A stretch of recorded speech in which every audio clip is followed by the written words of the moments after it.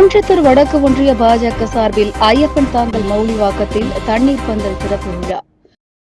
கோடைகாலத்தை முன்னிட்டு பொதுமக்கள் பயன்பெறும் வகையில் சென்னை கிழக்கு மாவட்டம் ஆலந்தூர் தொகுதி குன்றத்தூர் வடக்கு ஒன்றிய பாஜக சார்பில் ஐயப்பன் தாங்கல் மௌலிவாக்கத்தில் தண்ணீர் பந்தல் திறப்பு விழா நடைபெற்றது.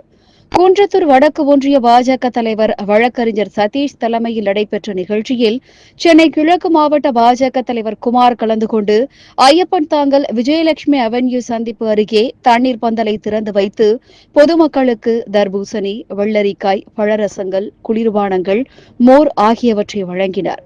இந்த நிகழ்ச்சியில் ஐயப்பன் தாங்கல் மண்டல் பொதுச் செயலாளர்கள் உமாரவி, அருண், மண்டல் பொருளாளர் பத்மநாபன், மாவட்ட பிரதிநிதி இசக்கிதுரை, முன்னாள் மண்டல் பொதுச் செயலாளர் உமாராமன் ஆகியோர் முன்னிலை வகித்தனர்.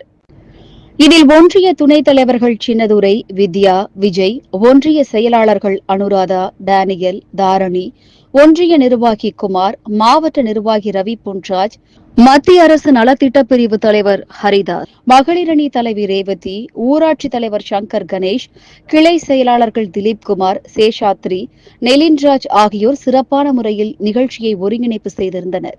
இதேபோன்று மவுலிவாக்கம் பஞ்சாயத்து அலுவலகம் அருகே பாஜக சார்பில் நடைபெற்ற தண்ணீர் பந்தல் திறப்பு விழாவில் குன்றத்தூர் வடக்கு ஒன்றிய தலைவர் வழக்கறிஞர் சதீஷ், மாநில செயற்குழு உறுப்பினர் சண்முகம் ஆகியோர் கலந்து கொண்டு தண்ணீர் பந்தலை திறந்து வைத்து பொதுமக்களுக்கு இளநீர், தர்பூசணி, வெள்ளரிக்காய், மோர் ஆகியவற்றை வழங்கினர்.